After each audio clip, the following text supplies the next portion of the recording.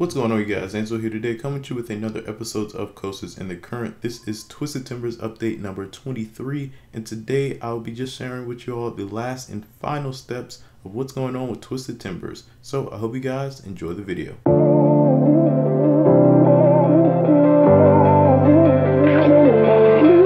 So I want to go ahead and let you all know that this is going to be my last and final update for Twisted Timbers. There'll be only a few days left until we can actually ride this coaster. So I'm very excited. This will be my first RMC.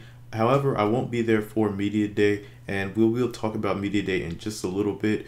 But I will be there for preview night as well as opening day and possibly the opening weekend. So I hope to see a lot of you all there. If you want to come up and talk to me, don't hesitate to. I won't bite.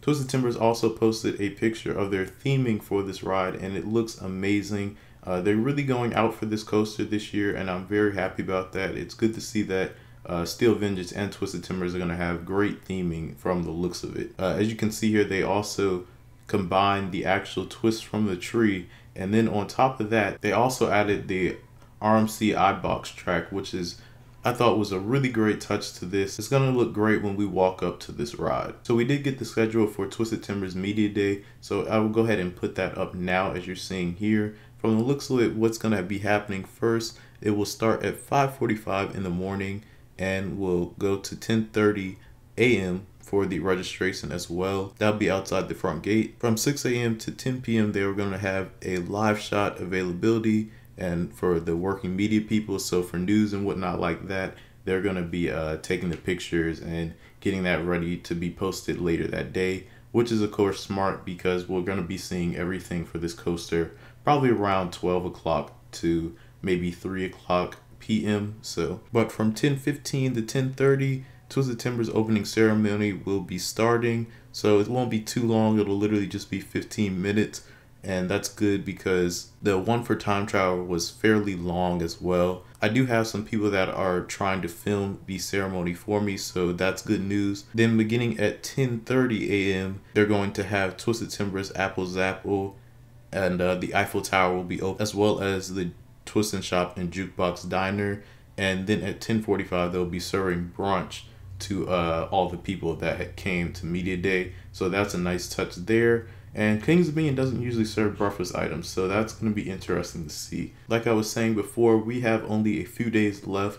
We are now less than 10 days, and if you haven't already, be sure to check out my full extended version of the commercial I made for Twisted Timbers. As you can see from this picture from the key line, you can see that they're really going out for this theming even there, and I'm really excited to see this on preview night. We will actually be the first night riders for Twisted Timbers, so that's good news. For opening day, it looks like it might be raining too, so this is good news for the people that are going on preview night. It'll definitely be a plus that we'll get to kind of ride this during the daytime, maybe around sunset and nighttime too.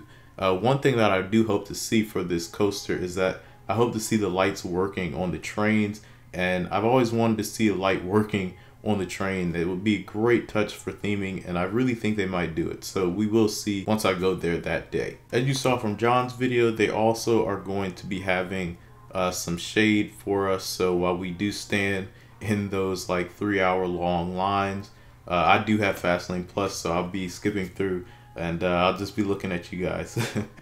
But yes, they are going to have some shade areas, which is great, and they'll probably add in between some more of the little covers like they have for Dominator as well as Intimidator too.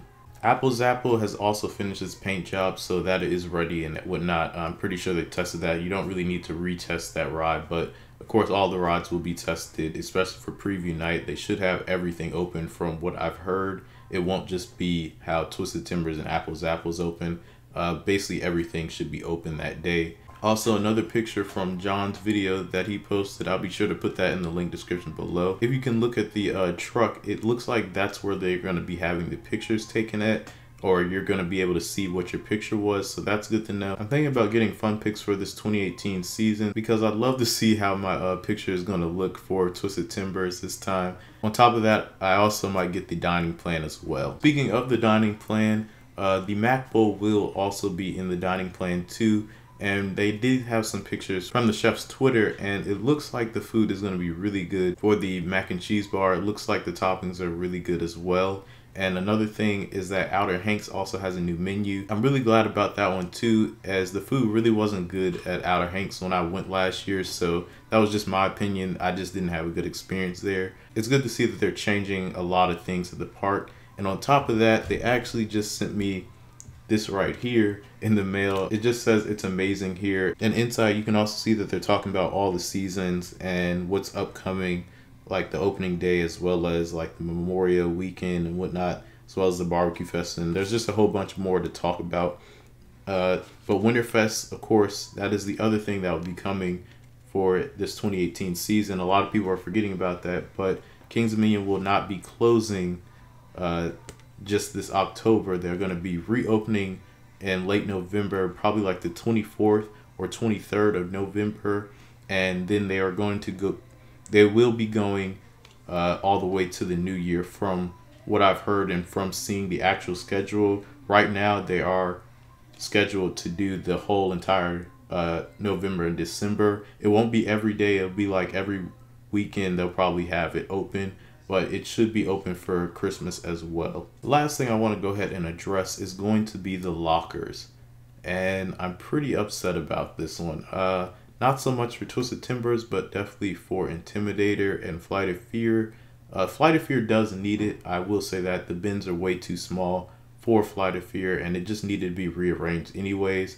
So from what John has said, and from looking at other people's social media, for Flight of Fear, it will be in the little arcade area, which is good. Nobody really went over there anyways. That's just where the exit is for the ride, so that's a good spot for that. But for Intimidator, I really don't like that they're going to get that, as it really helped that you could just put your stuff inside the bin. My guess is that this is going to happen over time, that they're going to get lockers for basically all the rides at Kings Dominion. And that's just my guess. I think that they're going to see how it works. But as of right now, it seems like it's going to be $2 for the first hour, and then just $1 for after every hour after that. So, and it kind of sucks that we have to now waste money because we can't have anything on the ride. I understand the safety and whatnot behind it, but that really sucks that we can't keep our stuff and just put it in a bin. But a lot of the problems that happened during the last season was that when people had the souvenir cuts, they would spill over and you'd have to clean the whole entire thing out. People's bags would be wet, and it just was a huge mess. So I understand why they're doing it. But overall, I just think if they were going to do it, they should have did it how Busch Gardens has it, where you just pay $5 and you can have it for the whole entire day and switch out your locker from each ride, which was, I think, honestly the best way to do it. And hopefully these lockers are big. I will have a review on that in the upcoming future. But that wraps it up for this video. I will have pictures after this, and I hope you all did enjoy. Let me know what you thought of it in the comment section below. I will be down there with you guys. One last thing, I want to thank you all so much for getting me to 400 subs. Let's try to get to 1,000 this year, and I really think we can make that happen. I just want to thank you all so much for the support and for watching and sharing. Keep up the good work, and we'll get to 1,000 one day, and hopefully a million. So thank you all so much for the 400. And once again, I hope you all did enjoy the video. Until next time, you guys, peace out.